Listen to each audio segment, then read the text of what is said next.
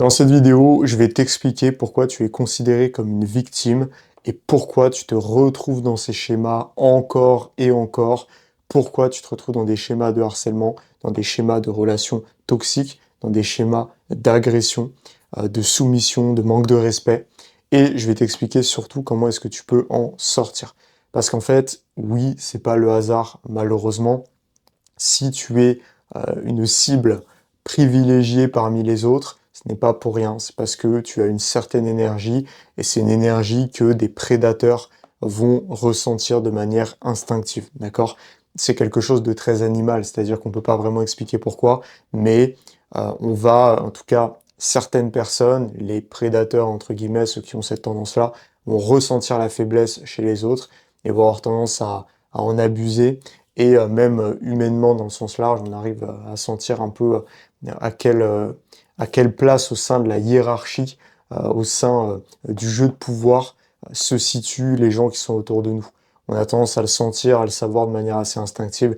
Et en fait, le problème, c'est que si jamais tu as une énergie de proie, eh bien malheureusement, ça va te jouer des tours. Et aujourd'hui, le problème, c'est que tu as cette énergie de proie. C'est pour ça que tu te retrouves dans des situations compliquées où les gens se permettent de te manquer de respect, parce qu'en fait, tu vas dégager involontairement des signaux, tu vas vraiment les porter sur toi, et en fait, ça va influencer le monde extérieur, et surtout, ça va influencer les prédateurs, et ça va leur faire se dire que tu es une cible de choix.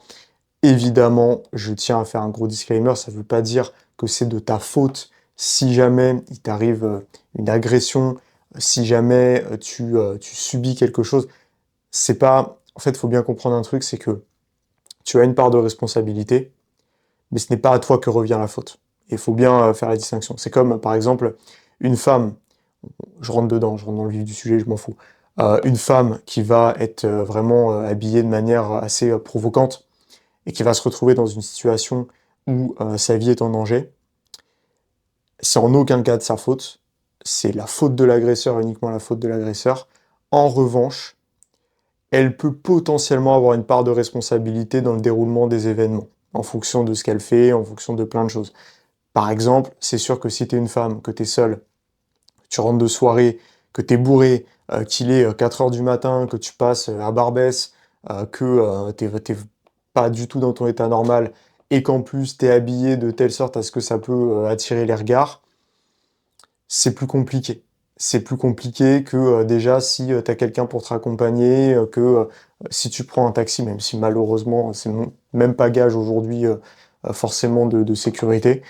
Mais voilà, il y a toujours une part de responsabilité. Au même titre que toi, si jamais malheureusement tu as souvent vécu des agressions dans ta vie, bah tu as cette part de responsabilité aussi. C'est pas de ta faute, voilà, c'est de la faute uniquement de l'agresseur, mais tu as une part de responsabilité parce que tu as eu certains comportements, même si c'était inconscient, qui ont produit et qui ont entraîné, enfin qui n'ont pas vraiment produit, mais qui ont entraîné et facilité l'événement. Je te donne un exemple.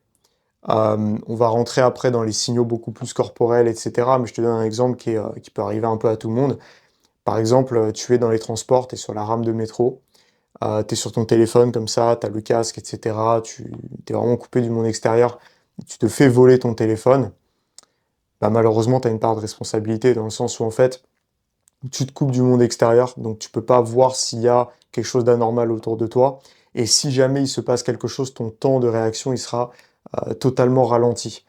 Et donc en fait, tu pourras rien faire et tu vas être sidéré, tu vas te dire putain, qu'est-ce qui se passe, je comprends pas.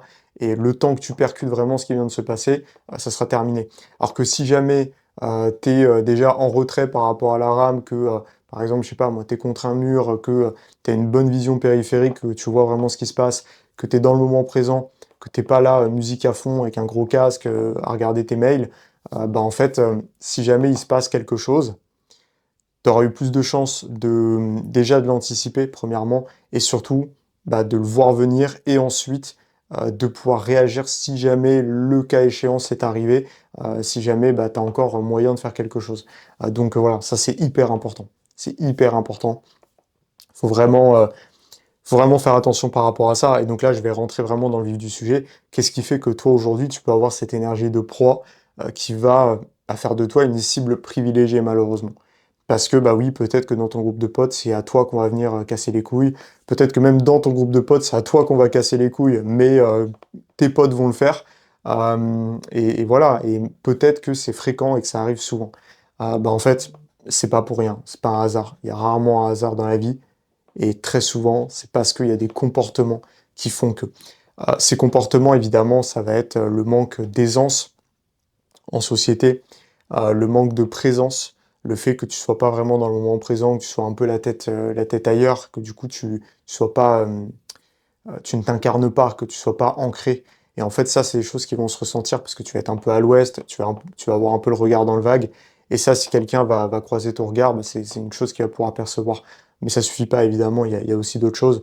Tu as le droit d'être dans tes pensées, et c'est pas juste ça qui fait que tu te retrouves dans des problèmes, surtout quand c'est par exemple des relations ou autres. Mais tu vas avoir par exemple le fait d'avoir une certaine posture, un certain langage corporel qui va pas être impactant, un langage corporel qui va être un peu, comment dirais-je, un peu fuyant. Tu vois, tu vas avoir les épaules en avant, tu vas être un peu voûté, la tête un petit peu en avant vers le sol, tu vas pas regarder devant toi, tu vas regarder par terre. Tu vas avoir les bras ballants, tu vas pas oser prendre l'espace, c'est-à-dire que tu vas être assis quelque part, tu vas être comme ça, un peu fermé. Tu vas souvent bloquer ta ligne de cœur. En gros, on a ce qu'on appelle la ligne de cœur ici. La ligne de cœur, c'est en fait la ligne qui va symboliser un peu ta vulnérabilité et ce que tu es capable de montrer aux autres. Et en fait, les gens qui n'ont pas confiance, très souvent, ils vont vouloir euh, cacher et masquer cette vulnérabilité et donc ils vont tout faire pour cacher la ligne de cœur. Donc, par exemple, ce qu'ils vont faire, c'est que euh, ils vont, euh, ils vont avoir les bras croisés, ils vont parler comme ça, ils vont se cacher un peu la bouche, mais du coup, ils vont avoir les bras devant la poitrine. Ils vont, par exemple, mettre... certaines femmes vont faire ça, par exemple, elles vont mettre leur sac ici. Euh, voilà, il y a plein de façons de le faire. En fait, ça, c'est des choses implicites qui ne vont pas être perçues de manière directe et automatique par quelqu'un. C'est-à-dire qu'en fait, un prédateur, il va pas se dire, ah putain, la personne, elle cache sa ligne de cœur, je vais l'agresser, c'est jamais. Mais par contre, dans la globalité, en fait, ça va donner une impression. Et cette impression, elle suffit, finalement. C'est hyper important le noter et de le savoir. Donc en fait, il faut vraiment faire attention à cette ligne de cœur. Alors, faire attention, attention, on n'est pas non plus là en mode oh putain, faut surtout pas que j'ai les bras croisés. Non, c'est juste que je suis en train de te dire que c'est un des symptômes. Voilà, c'est voilà, une des caractéristiques qui font que. Il n'y a pas que ça, faut voir vraiment d'un point de vue contextuel quelle est la situation, comment est-ce que tu te comportes et quel est ton état d'esprit. Mais voilà, il y a ça aussi. Donc là, je parle plus d'événements, de choses extérieures. Tu vas voir aussi le style vestimentaire.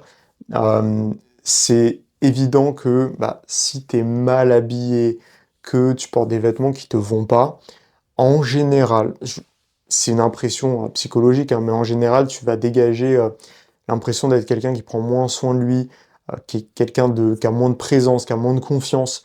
Et donc, du coup, tu peux être vulnérable par rapport à ça. Très souvent, il y avait un lien, par exemple, peut-être que tu te rappelles au collège, les gens qui se faisaient harceler, très souvent, c'était les gens qui s'habillaient mal. Les pauvres, c'était pas de leur faute, hein. Souvent, des fois, c'était les parents qui avaient pas forcément l'argent. Enfin, voilà, terriblement injuste, on est d'accord là-dessus. J'ai fait partie de ces gens-là. Je fais partie de ces gens-là. Moi, j'avais pas de fringues de marque et on me vannait beaucoup là-dessus. J'avais des chaussures avec des trous dedans. Enfin bref, c'était un bordel.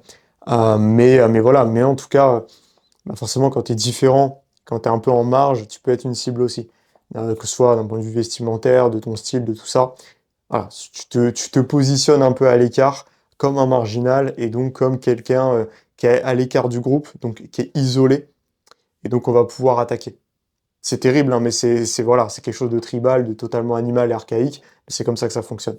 Donc c'est pour ça, voilà, je te dis pas attention, je suis pas en train de te dire sois lisse et le même style que tout le monde. Non, et ton style.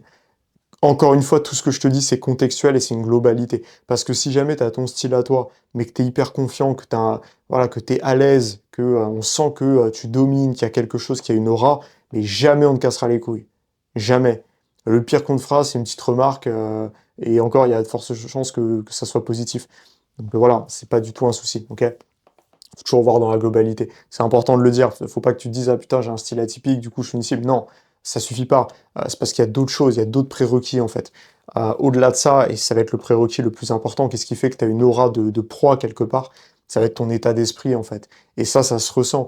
Et tout ce que j'ai évoqué avant, c'est influencé par l'état d'esprit en général. Le langage corporel, la posture, ton regard, ce genre de choses, c'est influencé par ton état d'esprit. Si jamais t'as pas assez confiance en toi, si jamais tu as du mal à t'imposer, bah forcément, dans ton état d'esprit, dans ton langage corporel surtout, il va y avoir quelque chose qui va clocher et ça va se ressentir en fait. Ça va se ressentir. Souvent, le langage corporel, c'est l'extension de ta pensée, de ce que tu ressens, de qui tu es.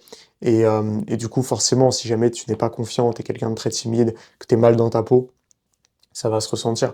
En général, tu le vois par exemple les adolescents vu qu'ils sont assez mal dans leur peau, parce que forcément, quand tu es à l'adolescence, tu as tout un bordel hormonal qui fait que tu as du mal à être stable, qui fait que tu te poses énormément de questions, tu es en train de te construire, tu sais pas vraiment vers quoi te tourner enfin, comme modèle pour pouvoir vraiment grandir. Et donc, tu es un peu dans une période de ta vie, c'est pas pour rien qu'on appelle ça l'âge ingrat, c'est très vrai, où en fait, tu vas manquer de confiance en général dans tout ce que tu vas faire et tu vas avoir besoin de prouver et tu vas te chercher. Donc, en fait, en général, les adolescents, ils ont pas des langages corporels très confiants, sauf certains évidemment où c'est plutôt inné.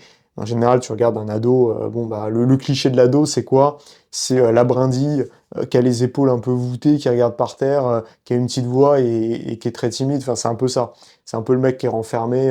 Moi, j'étais comme ça en tout cas, donc je sais que c'est le cas de quasiment tous les ados que j'ai vus dans ma vie, quoi. Donc voilà, c'est normal en fait, c'est complètement normal.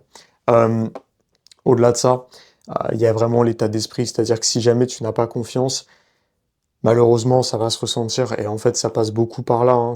Faut vraiment que tu aies une certaine confiance en toi et faut que ce soit backup. C'est pas juste tu fais des affirmations positives et ça va le faire. Non, faut que tu aies des raisons aussi d'avoir confiance en toi. C'est pas pour rien que un mec, par exemple, qui va faire des sports de combat, qui va faire de la boxe, qui va faire de la boxe thaï, du MMA, peu importe.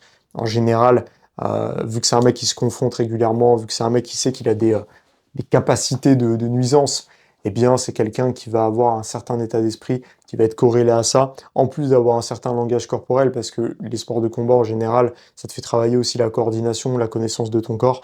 Et donc en gros, tu vas dégager de l'extérieur une certaine aura. Un mec qui fait des sports de combat, ça se ressent direct. En tout cas, nous, en tant que mecs qui pratiquons les arts martiaux et les sports de combat, on va se repérer entre nous, on va le voir directement. Moi, je le vois, enfin vraiment, un mec qui fait des sports de combat, qui fait de la boxe, même qui fait du JJB, peu importe, tu vas le voir. Et je parle même pas juste de stigmates physiques, c'est même pas ça, c'est juste dans l'attitude, dans la façon de se comporter, dans l'aisance, dans la confiance, ça aide énormément. Je dis pas qu'il y a que ça. Ça suffit pas, hein. Je veux dire, voilà, t'as des mecs qui font des sports de combat, ils ont quand même du mal à s'affirmer. Ou alors ils vont réussir à s'affirmer, mais il peut quand même y avoir des lacunes de compétences, parce que là je te parle d'aisance, mais je te parle pas de compétences. C'est toujours la différence et la distinction entre les deux. Parce que moi des fois j'ai des mecs qui me disent ouais mais c'est bien tes vidéos, mais moi je suis déjà à l'aise, machin. C'est tant mieux. Mais en fait c'est là que le travail commence. C'est là que le travail commence. Moi un des premiers trucs que je fais avec mes élèves, c'est leur apprendre à avoir une aisance sociale. Parce que c'est après, à partir de ça, qu'on va pouvoir faire tout le travail. L'aisance, c'est bien, c'est la première étape en fait. Après, derrière, on développe les compétences. Mais il faut déjà l'aisance, effectivement, ça simplifie tout, mais c'est pas tout en fait. Voilà, c'est juste une porte d'entrée. Donc ça, c'est important de le rappeler aussi. Donc voilà, sport de combat, c'est bien, ça te permet d'être à l'aise, ça te permet d'être confiant, et en général, un mec qui va faire des sports de combat, bah, ce sera pas la cible privilégiée d'un autre agresseur, parce qu'en général, il peut le ressentir, en tout cas s'il est pas trop bête. Voilà. Je parle d'agression de type prédation. Je parle pas d'agression impulsive, parce qu'en fait, une agression impulsive, par exemple, le mec, t'as failli lui rentrer dedans sur la route, il met un frein à main, il descend de sa voiture, il va pas réfléchir. En général, il va pas réfléchir, il va être impulsif, il a peut-être une arme sur lui, enfin, il est pas là il a pas jaugé avant. Donc en fait, dans des cas comme ça, t'as beau des fois même être un mec baraqué, tout ce que tu veux, tu peux te faire, pas forcément enclencher, hein, après ça dépendra de l'issue, mais en tout cas, tu peux te retrouver dans les problèmes, parce que le mec va pas mesurer, va pas avoir la conscience nécessaire de se dire, ah là, ça peut être dangereux pour moi. Et donc c'est ça qui le rend dangereux d'ailleurs, parce qu'il saura pas s'arrêter, il saura pas mettre de limites. Alors qu'un prédateur, en général, il va anticiper, il va jauger, parce que lui, son but, c'est de dépenser le moins d'énergie, de prendre le moins de risques possible pour avoir ce qu'il veut. Voilà, donc c'est comme ça. Donc en fait, en général, s'il voit qu'il y a moyen qu'il rentre pas chez lui, il va pas le faire. Il va privilégier une autre cible, tout simplement. Donc voilà, ça c'est hyper important. Au-delà de ça, le problème, et là on va rentrer sur un peu la deuxième partie, c'est en fait le côté cercle vicieux. C'est qu'en gros, ce qui va se passer, c'est que tu vas rentrer vite dans un cercle vicieux qui fait que, bah, tu vois, cette aura de «victime» entre guillemets que tu as, elle est due à pas mal de choses. Elle peut être due à des événements traumatisants de ton passé, parce que peut-être que tu as été harcelé, peut-être que tu as eu, des parents abusifs, peut-être que, tu as subi des violences, qu'elles soient psychologiques ou physiques. Peut-être que, tu as eu, ne serait-ce qu'une expérience traumatisante et que ça a suffi à te bloquer. Quoi qu'il en soit, tu t'es retrouvé dans une situation où en fait, bah, aujourd'hui, ça fait un peu partie de toi. Et en fait, le grand problème, c'est que tu peux vite rentrer dans un cercle vicieux parce que tu peux vite partir dans un biais de confirmation et entretenir ce vice et cette croyance que tu es la victime. Et c'est ce que font beaucoup, par exemple, de femmes. Je dis de femmes, mais d'hommes aussi, hein. C'est vraiment les deux sexes, ça, pour le coup. Mais c'est vrai qu'on va, en général, c'est plus les femmes qui vont en parler, donc je vais prendre l'exemple des femmes. Ça va être plus parlant. C'est pour ça qu'il y a beaucoup de femmes qui vont se retrouver, par exemple, malheureusement sous le joug, d'un mari, qui va être abusif, qui va être violent, qui va être, manipulateur et en fait, elles vont rester avec parce que inconsciemment, elles vont se dire qu'elles le méritent. C'est ça qui est terrible. Elles vont se dire qu'elles le méritent parce qu'elles ont pas fait le deuil, d'un passé, potentiellement compliqué, et du coup, en fait, elles vont accepter les choses, elles vont accepter de souffrir.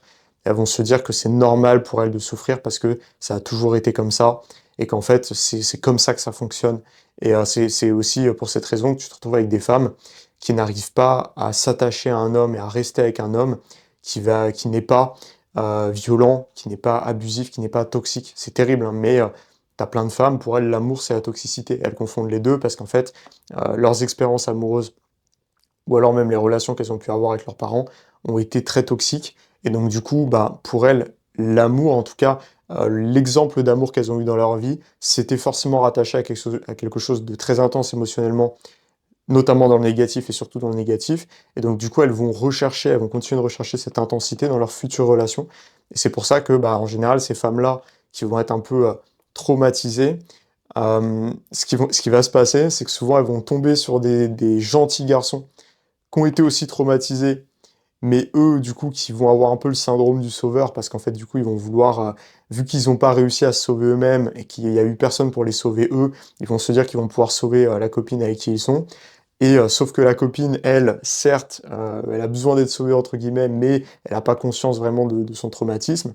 Et donc, du coup, elle, ce qu'elle va faire, c'est qu'elle va finir par en vouloir, ça qui est dingue, à en vouloir au mec avec qui elle est, de pas être assez toxique, de pas, voilà, de pas être assez toxique, qu'il n'y ait pas d'embrouille, et donc en fait elle va tout faire pour recréer ces schémas de toxicité. Donc elle va créer des embrouilles pour rien, elle va essayer d'être possessive, enfin c'est un truc de dingue, et ça crée un cercle vicieux où t'en as un qui reste parce qu'il veut la sauver, mais en fait il veut se sauver lui-même, et en fait il est faible, et t'as l'autre qui reste aussi parce qu'elle veut recréer cette toxicité, et à la fin, en général, ça va être la femme qui va partir, parce que justement, elle va juger le mec comme étant trop faible, trop gentil, ce qui est vrai, hein. Mais du coup, elle va quand même aussi confondre amour et toxicité, donc c'est pour ça aussi qu'elle va renforcer ce jugement et cette croyance que le mec ne l'aime pas, que le mec n'est pas fait pour elle, et au final, elle va repartir dans des vieux travers. Moi, ça m'était arrivé, c'est pour ça que j'en parle bien. J'avais vécu exactement la même chose. Et ce qui est complètement dingue, c'est qu'au final, mon ex, après, quand ça s'est terminé, ce qui était finalement une bonne chose, hein, je l'ai très mal vécu et j'ai beaucoup souffert à l'époque parce que c'était ma première vraie relation. On était restés 1 an et demi ensemble. Et en plus, c'était période un peu début de lycée et tout, donc c'est un peu le moment où tu découvres aussi, donc c'est assez fort. Je l'avais très mal vécu parce que forcément je comprenais pas parce que moi j'étais parfait entre guillemets, j'étais le mec bien, le gentil garçon, alors qu'en fait je me rends compte qu'il y avait plein de trucs qui allaient pas. Mais en tout cas, elle voilà, elle avait ces schémas hyper toxiques. Et bah, quand elle m'a quitté du coup, après j'ai eu de ses nouvelles après dans le futur. Voilà, on n'est pas en mauvais termes, hein, on a échangé et tout. Elle pensait que j'aurais plus jamais voulu lui reparler, que je lui en voulais, mais moi je suis pas comme ça. Et donc du coup on avait pu échanger, elle a pu m'expliquer en fait ce qui lui était arrivé après. Et en fait après elle est rentrée à nouveau dans ses schémas un peu destructeurs. Elle s'est retrouvée dans des histoires de fous, elle a fini à l'hôpital, elle s'est fait tabasser, enfin des trucs horribles. Des trucs horribles, elle a dû finir en hôpital psychiatrique, enfin des trucs vraiment chauds, des trucs vraiment chauds, malheureusement pour elle. Et donc voilà, malheureusement, et puis moi-même d'ailleurs, vu que j'avais encore des problèmes aussi, ça s'est pas forcément mieux passé dans ma relation d'après. Voilà, il y a eu des problèmes aussi qui étaient de mon fait. Et voilà, donc c'est toujours ça. Et donc ça prend du temps. Bon, aujourd'hui, heureusement, je vais beaucoup mieux et j'ai pas de soucis à ce niveau-là, mais ça a été un travail assez long. Donc voilà, tu crées ce cercle vicieux. Et donc, du coup, bah, je prends l'exemple de ces femmes-là, mais même en général, peut-être que toi, du coup, tu vas accepter certaines choses en pensant que c'est normal et en pensant que ça doit être comme ça, alors que non, en fait, dis-toi juste que tu le mérites pas. Tu mérites pas qu'il y ait des gens qui te parlent de cette manière, tu mérites pas qu'on se comporte comme ça avec toi. Et en général, ce qui est terrible, c'est que tu vas accepter cette situation et tu vas rester dans ce cercle vicieux parce que c'est plus facile pour toi d'accepter de subir et de souffrir plutôt que de prendre le risque de t'opposer aux gens et de perdre les gens qui sont autour de toi en faisant valoir tes points de vue, tes positions, tes valeurs, tes principes, tes limites. C'est dingue, hein, mais c'est comme ça que ça se passe. Et c'est pour ça, en fait, que tu restes dans des situations où bah, les gens ne te respectent pas, parce que bah, tu te dis, au moins, il y a quelqu'un. Et tu penses que c'est normal aussi que cette personne soit comme ça, et que tu dois l'accepter. Et donc, en fait, du coup, bah, tu restes dans ce schéma-là, ça crée une boucle qui se répète encore et encore. Et ça s'arrête pas. Et ça s'arrête pas. Et donc, faut en fait, à un moment, faire cesser cette boucle, parce que plus ça continue et plus tu crées des biais de confirmation et plus tu te dis bah oui c'est encore comme ça que ça se passe, c'est normal, etc. Et c'est fini. Et après tu vas même les créer toi-même ces comportements. C'est-à-dire qu'en fait tu vas tellement rentrer dans cette boucle que tu vas finir par des fois prendre des risques débiles ou faire des trucs débiles, après voir des réactions néfastes des gens et te dire dans ta tête, ouais bah oui de toute façon c'est toujours pareil, c'est toujours comme ça avec moi, les gens ils sont toujours comme ça, euh, faut être un bâtard en fait dans la vie, et donc du coup tu deviens un connard, et après tu t'étonnes que les gens soient comme ça. Et en fait limite ça te rassure parce que tu dis ouais au moins là j'ai le contrôle. Et c'est pour ça qu'en fait t'as des gens qui finissent par dire oui être gentil ça paye pas, faut être un bâtard, blablabla. Blablabla. En fait c'est juste des gens très vulnérables qui ont été affaiblis par la vie et qui ont fini par se résigner, et plutôt que de faire le travail sur eux-mêmes et de reconnaître leurs torts, ben en fait, ils préfèrent essayer de garder le peu de contrôle qu'ils peuvent avoir dans ce cas-là et dans cette situation et dans ce contexte-là, en se disant, bah, quitte à ce que je sois maltraité, à ce qu'on se comporte mal avec moi, et ben je vais être un connard. Comme ça, au moins, je saurai d'où ça vient et je saurai pourquoi. Et c'est comme ça qu'on se retrouve avec des gens qui ont des comportements hyper toxiques et qui font le mal, en fait, malheureusement. Donc, faut pas rentrer dans ce cercle vicieux victimaire, parce qu'en fait, tu n'en sors jamais et ça va te mettre plus bas que terre et tu vas vraiment tout perdre à rester là-dedans. Et donc, c'est hyper important que le plus rapidement possible tu en sortes. Et justement, on va voir comment tu peux en sortir, comment tu peux briser le pattern. J'ai tourné la tête parce que j'ai des petites notes. Bon, les petites notes, c'est 4 mots, parce que moi, j'aime pas les notes, mais voilà, t'as compris, histoire au moins de savoir où j'en suis. Mais donc là, je vais t'apprendre justement à briser le pattern, à faire en sorte de casser ce cercle vicieux victimaire.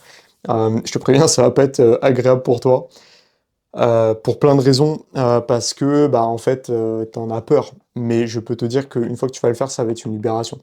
Moi, je l'ai vécu, hein. J'étais un peu cette victime. J'ai été, j'ai eu une enfance compliquée voilà, par rapport à plein de choses.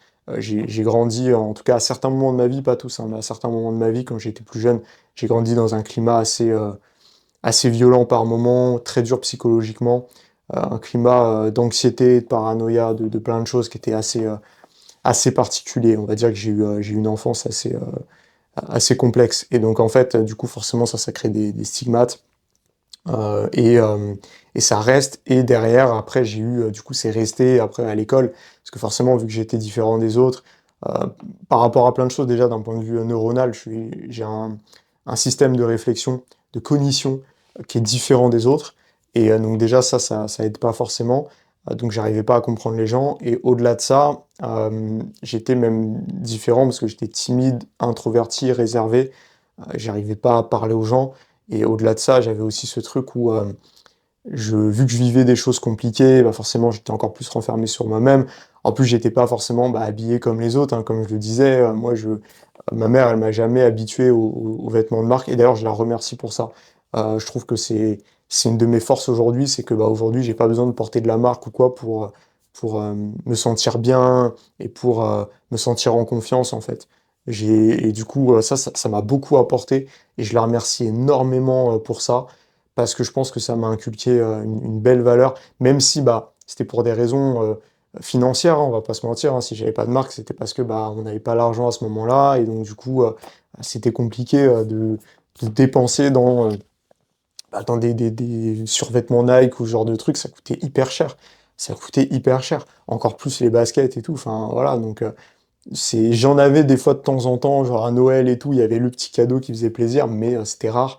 Et j'ai pas grandi avec ça vraiment. Donc, c'est quand même bien, mais du coup, ça te rend un peu différent des autres, forcément. Donc, ça aide pas non plus.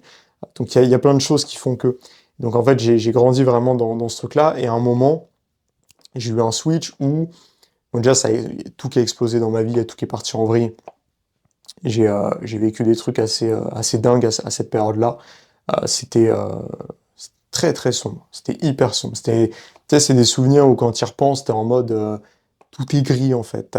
C'est gris, c'est très particulier. Tu sais, tu ressens comme si c'était une sorte de gouffre en fait. Tu vois, et tu sais que là, sur quelques années, là, c'était compliqué. Donc j'avais ça, et en fait, ça m'a fait vriller. Et à un moment, je me suis dit, je voyais que les gens abusaient. Je me suis dit là c'est trop.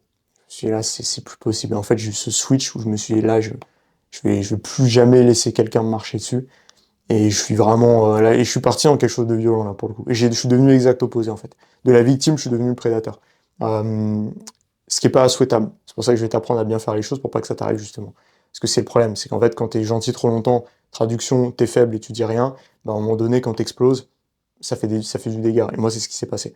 Il y a eu du dégât. Il y a eu du dégât, il y a eu du tribunal, il y a eu des trucs comme ça.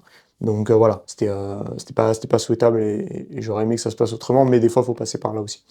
Et donc, du coup, pour t'expliquer un petit peu le schmilblick, comment est-ce qu'on va faire les choses. Pour briser le pattern, il faut déjà, dans un premier temps, que tu apprennes à dire non. Je te ferai une vidéo sur le sujet, ce sera probablement la prochaine qui sortira d'ailleurs, sur comment dire non, et on parlera de ça vraiment en détail, et j'approfondirai là-dessus.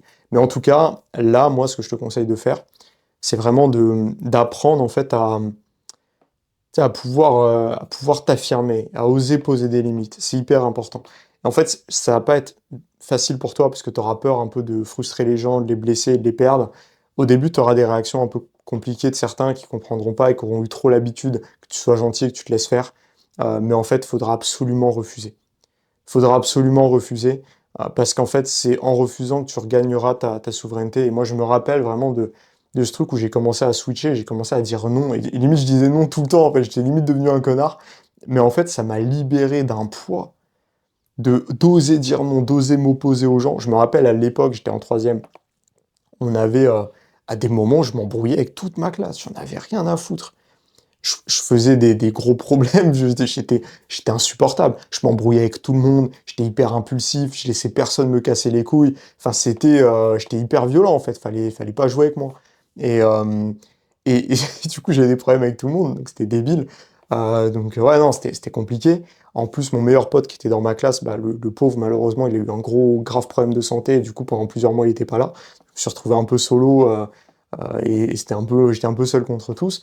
Mais c'est con, mais je me sentais libre.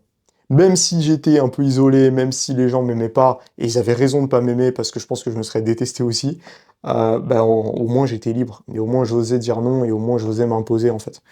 Donc je te dis pas d'aller dans cet extrême, faut le faire progressivement et de manière intelligente. Moi je suis arrivé là-dedans parce que bah, à un moment c'était trop et j'ai explosé. Mais toi, faut que tu le fasses petit à petit. Tu vois, si tu suis mes conseils, ça va se faire naturellement. Faut que tu apprennes à dire non, à poser des limites. Ou alors, si jamais quelqu'un, par exemple, te demande quelque chose, demande-lui quelque chose en retour. Moi, je sais que j'aime pas forcément refuser des services. J'aime pas forcément dire non et envoyer chier les gens. Je le fais hein, de temps en temps, je le fais. Hein. Des fois, il y a des gens qui abusent, surtout chez les gens que je connais pas. Quelqu'un que je connais pas qui vient me voir, qui me dit mec, t'es chaud de faire ça, ferme ta gueule en fait. On se connaît pas, voilà, t'as à peine dit bonjour, on se connaît pas, tu me demandes un service, enfin t'es un cinglé en fait. T'es un cinglé. C'est-à-dire que je devrais plutôt t'aider toi que je connais pas, sans rien en retour, plutôt que aider un de mes élèves, aider mes proches, aider mes potes, enfin t'es fou, t'es complètement fou.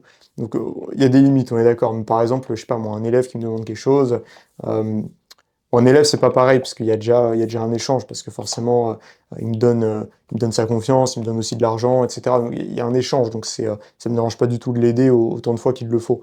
Mais par contre, je sais pas, on va prendre un pote. euh, Moi, je veux faire en sorte de créer des intérêts communs, en fait. Plutôt que de dire, Non, fais pas ça me fait chier. Je vais plutôt lui dire, bah vas-y, je suis hyper chaud, mais si ça te va, on peut aussi faire ça en même temps. Et puis comme ça, la personne elle accepte et c'est cool et tout le monde est content. C'est plutôt que de se plier à quelqu'un, c'est mieux de trouver un intérêt commun. C'est toujours mieux. En fait, c'est l'idéal. C'est quelque chose d'avantageux pour les deux. Par exemple, je sais que mon pote Gabriel, avec qui je suis tout le temps fourré, Gabriel Lecaux, qui est pour moi un des meilleurs coachs en France, et je pèse mes mots parce que j'ai connu beaucoup de coachs, je me suis entraîné avec beaucoup de monde, et lui, il est excellent. Enfin, je veux dire, en musculation, c'est vraiment... Ce mec est trop fort, donc voilà. Gabriel Lecaux, L-E-C-O-T sur Instagram. Va chercher son profil parce que c'est quelqu'un. Et en fait, je sais que bah, on traîne tout le temps ensemble et par exemple, bah, en général, on va se faire une journée, on va filmer du contenu et tout, on va le faire pour les deux. Et moi-même, ça me gênerait par exemple de lui demander de tout faire pour moi et de pas redonner en retour. Donc en général, on fait en sorte que ce soit un peu 50-50, plus ou moins, on va pas calculer non plus, mais voilà, tu m'aides, vas-y, je t'aide, il n'y a pas de souci, je te filme tes contenus, je te fais des photos, etc., il n'y a pas de problème. Donc voilà, donc, d'ailleurs, la plupart des vidéos que tu verras sur le compte de Gabriel, c'est moi qui les ai filmées, et d'ailleurs, la plupart des vidéos que tu vois sur mon compte, c'est lui qui les a filmées. Donc comme ça, tu vois un peu, et de toute façon, on a la même méthode de travail, on est aussi bon l'un que l'autre sur tout ce qui est filmmaking, contenu et tout, donc on se complète hyper bien. Donc ça, c'est cool. Donc, si tu peux trouver des relations comme ça, c'est génial. Donc voilà, hyper important. Euh, et si jamais tu sens que bah, ça dépasse tes limites, tu dis juste non, et au plus tôt tu apprendras à dire non, et au plus tu te forceras à le faire, au plus tu gagneras en souveraineté, en indépendance et en liberté. Et c'est hyper important. Et en fait, ça passe par là. Déjà, ça passe par le fait de s'affirmer mentalement.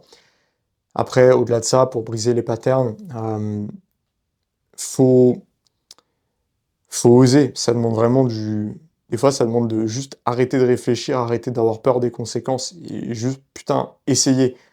Parce qu'en fait, en général, tu as tendance à surestimer les conséquences. Tu as tendance à te dire, ah mais là, si je me rebelle, là, si je dis non, là, si je négocie, il va se passer des trucs graves, machin, et t'imagines le pire. Sauf que c'est rarement ce qui se passe. C'est rarement ce qui se passe. Je te donne un exemple de négociation en politique qui est utilisé actuellement par le président Donald Trump, qui actuellement, en fait, lui, il a une méthode de négociation qu'on a qualifiée de chien fou. C'est-à-dire qu'en gros, lui, il va mettre des gros coups de pression. Déjà, évidemment, il peut back-up, c'est-à-dire qu'il sait que derrière, bon, bah, les États-Unis, c'est quand même une des plus grosses puissances mondiales, surtout sur le plan militaire. Je crois que c'est la première puissance militaire au monde. Je pense pas me tromper en disant ça. Euh, donc, ouais, enfin, c'est même sûr. Et donc, effectivement, bah, il y a quand même du backup derrière, il y a quand même des choses. Mais là où tous les autres présidents auraient perdu leur couille en se disant non, on prend des risques, on va déclencher une guerre, nanana, machin, truc, les autres, ils ont l'arme nucléaire. En fait, Trump, il s'en fout. Trump, il s'en fout. Il a compris qu'il avait du levier. Il a compris qu'en fait, il y avait des intérêts qui primaient. Et donc, en fait, dans ces négociations, il est hyper... il pousse à fond. Il pousse à fond, il est hyper radical, il négocie pas, ou très peu. Et en fait, sur le long terme, c'est pas valable comme stratégie parce que ça crée trop de tension et à la fin, tu peux vite t'isoler des autres. Mais sur du court terme, quand faut frapper fort, par exemple dans un début de mandat, comme c'est le cas de Trump, et surtout dans une situation de crise comme ce que connaît les États-Unis sur le plan sociologique notamment, eh bien c'est hyper important et c'est ça qui permet d'avoir du changement rapide. Moi je suis hyper admiratif de la politique que mène Trump actuellement, parce qu'en fait ce qu'il fait c'est du génie. Ce qu'il fait c'est du génie.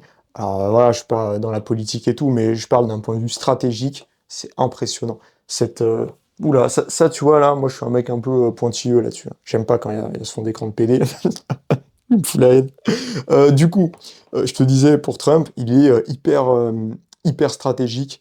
Il a un côté passage à l'action, on y va. Enfin, tu sens que c'est un businessman, tu sens qu'il a de l'expérience. Et voilà, cette faculté à prendre une décision rapidement et à s'imposer et à mettre des coups de pression quand il faut, c'est hyper puissant. Et c'est grâce à ça que là, les États-Unis sont en train de remonter de manière fulgurante et que ils vont redevenir à leur prime dans les prochaines années. C'est une certitude, c'est juste une question de temps. Voilà, donc c'est trop fort, c'est trop fort. Et en fait, voilà, il a mis des gros coups de pression. Et en fait, c'est comme ça que justement il arrive à avoir ce qu'il veut. Et c'est comme ça que bah, derrière, les gens vont se plier à lui. Vu qu'il met ses coups de pression, il suffit qu'il le fasse une fois à un seul pays. le pays finit par comprendre, il ferme sa gueule et il accepte les, euh, les négociations. En fait, derrière, c'est bon, c'est fini. Après, c'est la porte ouverte, il y a tout qui passe. Et toi, c'est pareil, c'est que en fait, tu auras de la friction, tu auras un peu de bagarre la première fois où tu diras non ou tu feras valoir tes positions si les gens ont pris l'habitude de profiter de toi. Mais en fait, dès lors que tu auras tenu tête et qu'ils auront vu qu'en fait tu déconnes pas et que tu es sérieux, ben à la fin, ils te feront plus chier et ils te respecteront bien plus. C'est comme, tu vois, ta copine, t'es avec elle, elle te prend la tête pour les trucs de merde. Au plus tu vas rentrer dans des discussions futiles, au plus tu vas essayer d'argumenter, de te justifier, de machin, au plus elle va perdre du respect pour toi, et au plus elle va prendre le réflexe de continuer pour voir si à un moment tu dis pas stop, quoi. Et je peux t'assurer que les moments où tu mets un stop hyper clair, et que t'es hyper radical, et que t'es en mode là tu vas trop loin, on arrête là, pas en mode on se quitte, ça sert à rien de menacer de quitter, mais juste là, c'est bon, je me parle plus, je vais aller faire autre chose, on en reste là, ça sert à rien de continuer. Ah, t'es clair, là t'as déconné, je vais pas te pardonner tout de suite, donc fais attention. Ah, c'est tout.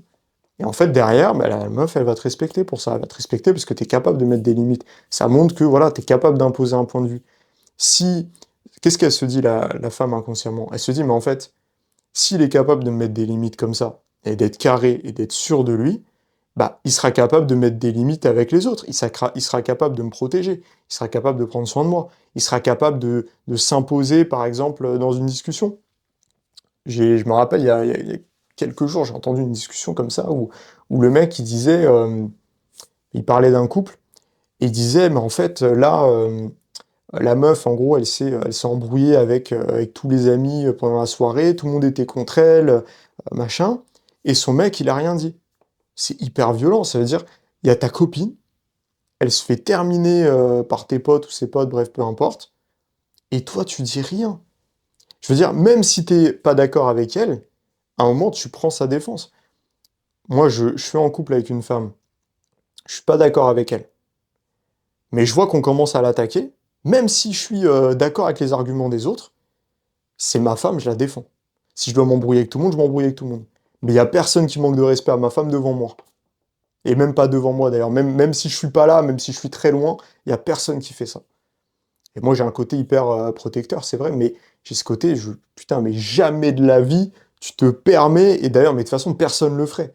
C'est toutes les fois où j'étais avec une copine, etc., et qu'en fait, je suis avec mes potes ou autres, jamais de la vie, il y a un de mes potes qui s'est permis de clasher, qui s'est permis de dire non, ferme ta gueule, ou non, t'as tort. Jamais. Parce qu'ils savent. Parce qu'ils savent que s'ils font la moindre dinguerie, je leur arrache la tête, pote ou pas pote. Parce que c'est comme ça. Parce que tu défends la femme avec qui t'es. Et c'est la base, en fait. Et une meuf, quand elle teste ça. Parce qu'elle sait que si t'es capable de lui mettre des limites, tu seras capable d'en mettre avec quelqu'un d'autre. Ça la rassure, même si c'est inconscient tout ça, mais ça la rassure.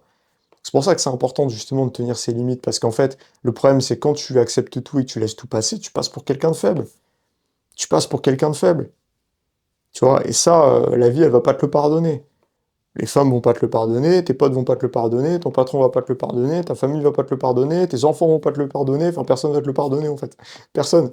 Et c'est normal. Et c'est normal, parce qu'un homme faible, malheureusement, il sert pas à grand chose. Voilà.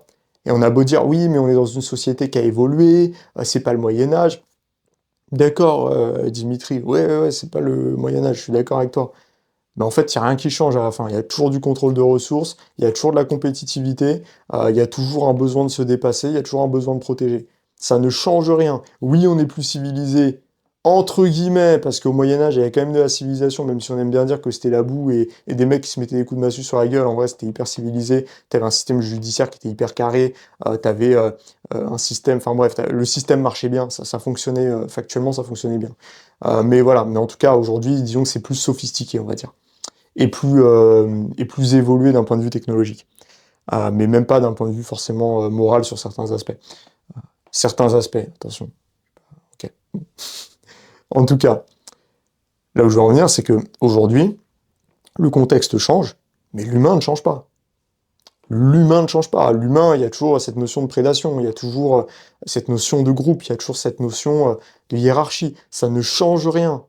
Ça ne change rien. Et je dirais même qu'aujourd'hui, c'est encore plus traite parce que c'est encore plus vicieux. En tout temps, c'était quelque chose d'assumé. Et donc, en fait, les gens connaissaient leur place et leur statut et donc savaient quoi faire, comment s'adapter, comment changer ça. Aujourd'hui, on sait plus trop. C'est insidieux, c'est vicieux. Les coups bas sont vicieux aussi.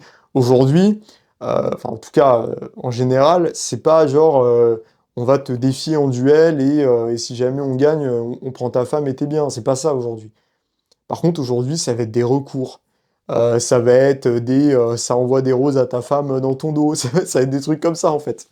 C'est ça va être des attaques en justice pour les trucs de voisinage de merde. Enfin, on est là-dedans. Donc, en fait, on vit dans cette société, mais ça, il n'y a rien qu'à changer. C'est juste que c'est plus vicieux. Et moi, limite, enfin, je trouve ça pire, en fait. Je trouve ça pire. C'est aujourd'hui, il y a un mec qui te cause du tort, tu peux quasiment rien faire. Il y a un mec qui te cause du tort, tu peux quasiment rien faire. Il y a un mec, je sais pas, moi, il a trouvé ton numéro, il veut te faire une arnaque en ligne, un truc comme ça, tu vas le retrouver, le mec.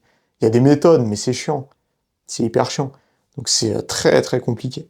Donc faut pas déconner avec ça. Faut pas déconner avec ça. Donc ouais, non, on est dans une société particulière, mais il n'y a rien qu'à changer. Il n'y a rien qu'à changer. Donc faut pas... voilà, tu dois être capable de défendre. Même si c'est juste sur le plan psychologique, verbal, bah, avoir de la répartie, c'est être un bonhomme. Savoir s'imposer dans une discussion, c'est être un bonhomme. Alors du leadership, c'est être un bonhomme. Moi, quand je te parle de compétences sociales, je te parle de ça. En fait, je te parle de devenir un homme en 2025. Parce que c'est ça aujourd'hui. Parce qu'aujourd'hui, si tu veux être un homme impactant, si tu veux avoir une belle place dans la société, une belle place aux yeux des gens, et bien en fait, tu es obligé d'avoir de l'impact. Ton statut ne suffit pas. Il y a John Maxwell, il a théorisé les 5 niveaux du leadership. Et il dit que, alors il y a plusieurs niveaux différents, et ça fera peut-être le thème d'une vidéo d'ailleurs, mais en tout cas il explique que le premier niveau du leadership, qui est juste la base en fait, et qui est juste le truc un peu, qui est moins important en fait, c'est le titre. Donc les gens aujourd'hui vont se concentrer sur le titre, et leur statut sur le plan professionnel, par exemple, je suis cadre, je suis chef, directeur, manager, qu'importe, et en fait ils se concentrent pas sur le reste. Donc les gens aujourd'hui sont des piètres leaders, mais ils se contentent de ça. Donc déjà là-dessus, tu peux faire la différence. Ça, c'est hyper important. Donc en fait, il faut briser, je reviens à ce que je disais, il faut briser ce cercle, il faut pouvoir en sortir, parce que sinon tu pourras jamais t'élever dans la société. Et on va arriver justement sur la transition, qui va être de devenir le prédateur. Et là, ça sera la dernière partie. Comment devenir le prédateur? Comment est-ce que tu peux faire en sorte d'être ce prédateur sans être dans la prédation? C'est un truc que je dis souvent. Ça veut dire quoi? Ça veut dire qu'il faut que tu aies les capacités de nuisance, mais il faut pas que tu sois dans une volonté de nuisance. C'est la main de fer dans un gant de velours. Tu vois, par exemple, c'est avoir l'épée la plus aiguisée qui soit, mais la laisser dans le fourreau. Ça veut pas dire ne jamais s'en servir, ne pas savoir s'en servir. Au contraire, ça veut dire savoir le faire. Ça veut juste dire le faire quand c'est vraiment nécessaire. Et surtout utiliser ça comme une arme de dissuasion plus qu'autre chose. Parce que c'est ça le but. Le but, c'est pas de devoir se tester tout le temps, de prouver tout le temps, de se battre tout le temps, que ce soit physiquement, mentalement, verbalement, peu importe. Non, le but, c'est qu'en fait, il y ait cette arme de nuisance qui soit là, cette capacité de nuisance, mais qu'on ne l'utilise pas à des fins mauvaises, et qu'en fait on l'utilise plutôt pour protéger. Parce que le problème aujourd'hui, dans quoi est-ce qu'on se retrouve dans notre société, surtout notre société française, c'est qu'aujourd'hui on a des hommes qui sont déconstruits, on a des hommes qui font plus de sport de combat, qui voient ça comme quelque chose de pas utile du tout, d'un peu débile, d'un peu bête. C'est un peu ça, hein, enfin, c'est un peu ce qui est expliqué. Surtout, on pousse l'homme à se déconstruire, à accepter sa part féminine, à pas rentrer dans le cliché patriarcal, etc. Alors, je suis d'accord qu'il y a des trucs sur lesquels il faut évoluer et que, enfin, je veux dire, tout n'est pas absolu. Je suis pas en train de dire, oui, le patriarcat, c'est le meilleur système qui soit. Je dis juste qu'en fait, il est basé sur des choses fondamentales qui sont axées notamment sur la biologie et aussi sur des siècles et des siècles d'évolution, de mise à l'épreuve de certains concepts et des siècles et des siècles de preuves que ça fonctionnait. Voilà. Donc oui, la société a changé de sorte à ce qu'aujourd'hui, bah oui, effectivement, les femmes doivent travailler aussi, oui, etc. Ça, c'est évident. Oui, les femmes doivent avoir un compte en banque, oui, elles doivent conduire, etc. Donc ça, on est complètement d'accord. Enfin, pour la conduite, je sais pas. Je rigole, je rigole. Tant qu'il y a pas de créneau, c'est bon. Putain, non mais franchement, c'est vrai. Je- J'ai rarement vu des femmes faire des bons créneaux. J'ai rarement vu ça. Et c'est terrible, hein, mais c'est vrai. Et là, c'est vraiment, bon, c'est empirique. Attention, il n'y a pas de données, de statistiques là-dessus. Mais franchement, ouais, je l'ai rarement vu. Et d'ailleurs, souvent, les femmes conduisent différemment des hommes. C'est un truc de ouf. En général, c'est pas du tout la même méthode de conduite. Moi, quand je vois quelqu'un devant, je peux te dire si c'est une femme au volant ou pas. Je dis pas forcément dans le sens où la femme va mal conduire nécessairement. C'est pas ça. Il y a une méthode de conduite qui est différente. En général, il y a moins d'agressivité chez les femmes dans la conduite. C'est assez particulier. Mais il y a plus de TikTok au volant aussi. Ça, c'est un truc que j'ai vu des meufs faire des TikTok au volant sur l'autoroute à 130. Gros TikTok. J'ai vu des meufs, Netflix. Il y a le téléphone posé, il y a une série. Sur l'autoroute à 130. Voilà. Non, mais voilà. Bref. Je vais m'arrêter là sur je vais déraper. Mais du coup, tout ça pour dire, putain, je voulais dire quoi, bordel? Voilà, faut que tu sois capable, voilà. Ce qu'on disait, c'est qu'en fait, effectivement, aujourd'hui, on a tendance un peu à déconstruire la masculinité, à dire que faire des sports de combat, s'entraîner, machin, c'est toxique. Enfin, et du coup, on se retrouve dans une situation où bah, les hommes ne sont plus opérationnels. La plupart des hommes aujourd'hui, c'est en train de changer avec notre génération. J'ai l'impression que il y a un petit renouveau. Je vois qu'il y a une partie de ma génération et même des plus jeunes qui changent un peu ça. Il y a des petits jeunes qui se mettent au MMA, qui se mettent à la boxe, qui s'entraînent, qui lisent, vraiment qui se cultivent sur tous les aspects. Et ça, c'est intéressant. Mais dans l'ensemble, c'est compliqué. Et en fait, du coup, ça donne des hommes qui sont pas opérationnels, qui sont pas capables de se défendre, de défendre leurs proches, qui sont pas sûrs d'eux, qui sont faibles en fait, factuellement.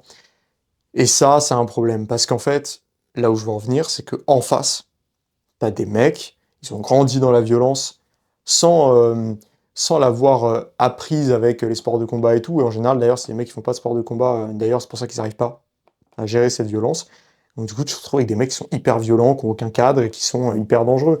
Euh, je devrais pas le faire, mais je m'informe quand même parce que c'est quand même important. Mais je le vois en ce moment dans les trucs d'actualité tous les jours. C'était pas le cas avant. Tous les jours, je vois des affaires de meurtres, de trucs d'attaques au couteau, de machin. Tous les jours. Tous les jours. Il n'y en a jamais eu autant. Et pourquoi? Parce qu'en fait, il y a un décalage. C'est-à-dire que d'un côté, tu as des mecs élevés dans la violence. C'est normal pour eux. Très archaïque, très toxique pour le coup, vraiment. C'est une vraie masculinité toxique, là. Mais eux, ils s'en battent les couilles hein, des féministes. Hein. Je veux dire, les féministes, elles ont beau faire des affiches stop au harcèlement de rue. Lui, déjà, je sais pas si c'est là l'affiche, tu vois. Déjà, ça commence par là. Et lui, il rigole, hein. Il s'en branle. Voilà, il s'en fout. Et les autres qui vont se sentir, qui vont se dire, oh putain, faut surtout pas que je parle à une femme. Oh là là, faut surtout pas que je fasse de la boxe, sinon on va me voir comme un mec qui est pas assez déconstruit. Ouh là là, vite, faut surtout pas que je fasse une blague misogyne, sinon Géraldine de la compta va dire que je suis misogyne. Bref, enfin bref, ces mecs-là, bah, ils se retrouvent en face des autres mecs là, qui ont un niveau de violence hyper élevé, et bah, ça se passe mal. Ça se passe mal. Ça se passe mal. Il y a des agressions, enfin, voilà, il y a des violences et tout ça. Parce qu'en fait, d'un côté, t'as mis beaucoup trop de contrôle sur une typologie d'individu et t'en as mis aucun sur un autre. Et tu le laisses comme ça, il y a plus de... Voilà. Parce qu'en fait, t'as une justice qui est pas du tout répressive et qui est pas du tout punitive. T'as des policiers qui ont rien le droit de faire. Donc c'est-à-dire que t'as des mecs qui vont des femmes, qui vont agresser, qui vont poignarder et tout. Et derrière, ils peuvent même pas se prendre une tarte parce que sinon, s'ils passent devant la juge, ils vont pouvoir sortir ça dans le dossier et en fait, ils vont avoir une peine qui va être allégée ou même le policier aura des problèmes. Enfin, je sais pas si on est vraiment là-dedans. Et ça, c'est un truc, j'ai parlé avec des policiers, ils me l'ont dit. Ils me l'ont dit, quand il y a un mec, même s'il est armé, il est avec un couteau, quand on fait les techniques d'intervention, on est obligé de faire attention à ce que le gars, il ait aucune égratignure et qu'on lui fasse surtout pas mal parce que s'il se retrouve devant la juge, il va pouvoir porter plainte contre le policier qui l'a interpellé alors que le mec avait un couteau et qu'il avait peut-être buté quelqu'un. Enfin, c'est un truc de fou. Donc tu te retrouves avec ça d'un côté, et de l'autre, t'as des mecs, tu sais, ils font de la boxe, ça va les juger dans l'entourage. C'est un truc de dingue. J'ai des potes qui étaient dans l'armée ou qui y sont encore. Combien de fois ils m'ont dit, ouais, j'ai dit que j'étais militaire, machin, on m'a craché dessus, limite. Alors, attention, c'est pas une généralité. Aujourd'hui, il y a quand même un patriotisme, un élan qui revient et on respecte les militaires, et heureusement, et j'en suis très heureux. Mais j'ai des potes qui m'ont dit, mais mec, à un moment, j'ai dit que on m'a cassé les couilles, j'ai fini par dire que j'étais militaire, parce que, en général, ils le disent pas spontanément. Et en fait, on a commencé à me prendre la tête, enfin, à me parler de géopolitique, de trucs, enfin, c'est même pas, ça me concerne même pas, quoi. Enfin, c'est particulier. C'est particulier. On est dans un monde particulier. Donc, en fait, je suis pas en train de te dire que justement faut prendre compte de ça et te dire ah ouais non faut surtout pas prendre le risque de cultiver ma masculinité. Waouh. Si prends le risque en fait. Prends le risque. Parce qu'en fait c'est en apprenant à devenir un homme dans tout ce que ça implique, c'est-à-dire dans la capacité de nuisance, dans l'intelligence, l'envie de protéger, d'aider, de servir, et aussi dans la culture, dans l'intelligence, dans le savoir. Moi c'est ce que je prône. Je prône pas le fait de juste soulever des poids, taper dans des sacs de frappe comme un débile. Je suis pas là-dedans. Moi, ce que je prône, c'est ce côté gentleman, c'est cette espèce d'aristocratie moderne, enfin, pour moi, c'est une aristocratie moderne où tu vas te cultiver, tu vas apprendre, tu vas être un gentleman, tu vas bien te comporter avec les femmes, tu vas garder ces valeurs traditionnelles, tu vas oser dire ce que tu penses, tu vas être un homme d'impact dans la société, tu vas te cultiver physiquement aussi, tu vas travailler ton mental, tu vas faire de l'argent. Moi, c'est ça que je prône. C'est ce côté l'homme vraiment dans toute sa splendeur, dans le plus beau qu'il puisse atteindre et avoir, et les plus belles choses sur lesquelles il puisse se développer. Et évidemment, la spiritualité aussi, qui est le socle de tout ça. Donc voilà, moi c'est ça que je prône. Je prône pas le délire masculiniste auquel on a voulu me rattacher. Enfin, c'est marrant, hein, toutes les fois où on a parlé de moi, on montrait les photos où il y avait des gros stages dans les bois où ça se foutait sur la gueule et tout. On montrait jamais les moments où je parlais de livres, où je parlais de savoir, où je parlais de spiritualité, où je parlais de tout ça. Enfin, ou même de valeurs traditionnelles, de respect de la femme, de ce genre de choses. Bon, c'est toujours pareil, donc voilà, ça les arrange. Parce que, bref. Mais du coup, voilà, donc toi, cultive tout ça, justement. Cultive tout ça, et c'est comme ça, en fait, que tu vas sortir de ce côté victime, parce qu'en fait, tu vas vraiment t'élever en tant qu'homme, et il faut que, justement, tu aies cette capacité de nuisance, parce que ça va se ressentir, ça va te donner confiance aussi, et il faut aussi, justement, que tu aies ces compétences sociales qui te permettent de pouvoir t'imposer en société. Parce que pour s'imposer, ça suffit pas d'avoir juste d'être stock, d'être opérationnel et tout. Ça suffit pas. Moi, je connais plein de mecs, ils vont à la salle, ils ont des physiques monstrueux, les mecs sont impressionnants, mais par contre, en société, ils sont un peu invisibles, malgré leur physique, parce que, bah, en fait, ils n'arrivent pas à s'imposer dans une conversation, ils restent trop en retrait au sein des groupes, ils restent trop bloqués dans leur tête, ils n'arrivent pas à être vraiment à l'aise avec une femme quand ils sont face à elle, ils n'arrivent pas à prendre la parole, ils n'arrivent pas à avoir une bonne élocution, etc. Et donc, du coup, bah, ils se font vite ridiculiser.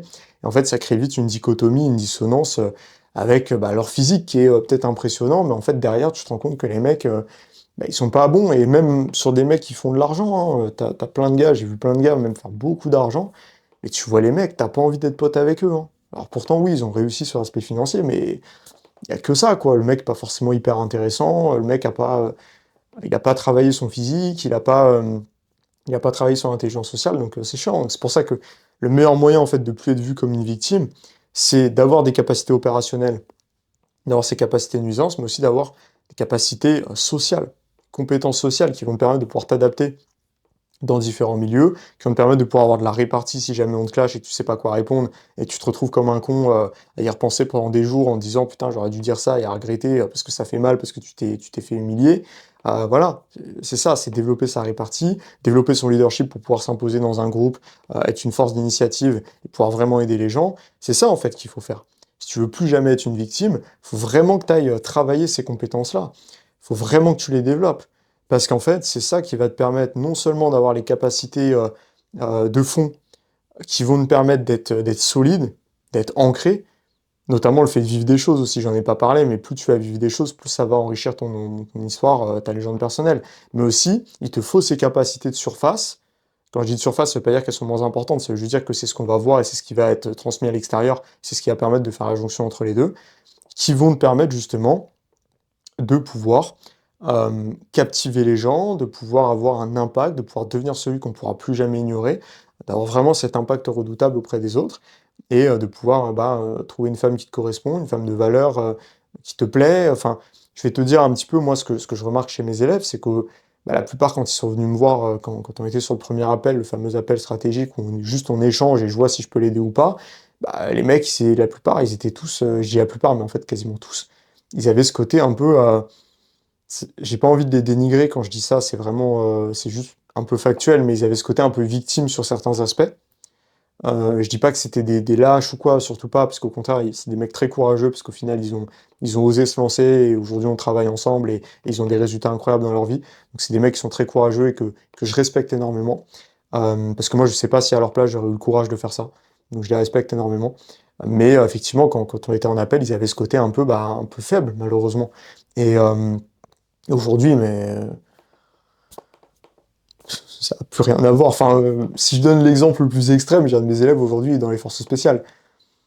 Bon, ça se passe bien, quoi, je veux dire, ça va, ça va. Et d'ailleurs, aujourd'hui, il intervient pour les autres élèves, il les aide, il les conseille, il est déjà intervenu sur des lives, il fait des appels de temps en temps avec eux, donc voilà, après, c'est un échange de bons procédés, c'est une synergie. Mais la plupart, bah, ils ont tous amélioré, enfin, c'est pas la plupart, c'est tous, ils ont amélioré leurs compétences sociales sur l'aspect répartie notamment.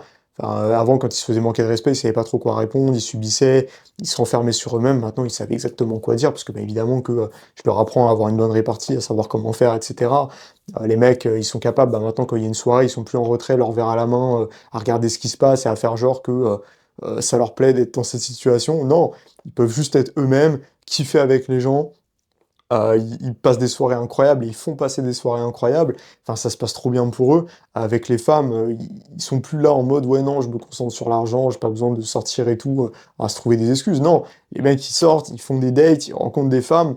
La plupart sont en couple aujourd'hui. C'est ça qui me fait plaisir, c'est que c'est pas des mecs qui vont aller euh, à droite à gauche faire n'importe quoi. Non, c'est des mecs, bah ils ont testé, ils ont eu leurs expériences, hein, du coup, forcément, ils se sont amusés aussi. Mais dès qu'ils ont trouvé une femme qui leur plaisait et qui pouvait leur correspondre, parce que justement, ils arrivent à avoir des vrais critères, des vrais standards, parce qu'ils peuvent se le permettre aujourd'hui, bah, ils sont posés avec. Et j'ai des élèves comme ça qui sont en couple, qui sont hyper heureux, et je suis hyper heureux pour eux. Donc voilà, et ça s'est fait pendant la mission, du coup. Donc voilà, tout simplement. Et évidemment, après, sur l'aspect social, la capacité de parler avec tout le monde, d'avoir du leadership naturel, de du coup mieux performer dans leurs projets. J'ai des élèves, par exemple, qui sont closers, donc qui vendent par téléphone, qui font de la vente par téléphone pour des formations, ou même qui closent pour leurs projets, parce qu'ils ont leur business, etc.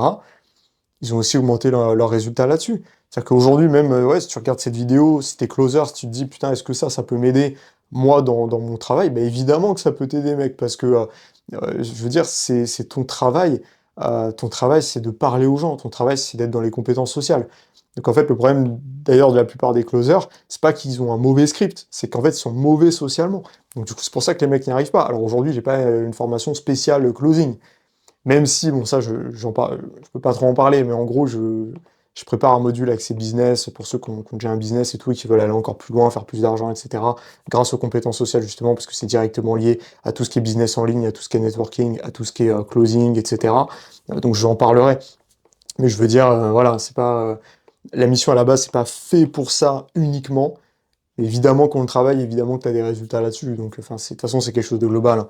Tu travailles les compétences sociales, tu deviens bon partout. Parce que le social, c'est tout, en fait. Quasiment tout ce que tu vas faire dans ta vie, ça implique d'autres personnes à un moment ou à un autre. Donc, en fait, plus tu es bon avec les autres et plus tu performes, plus tu peux te faire des contacts, plus tu peux grandir, enfin, voilà. En tout cas, les résultats sont complètement dingues.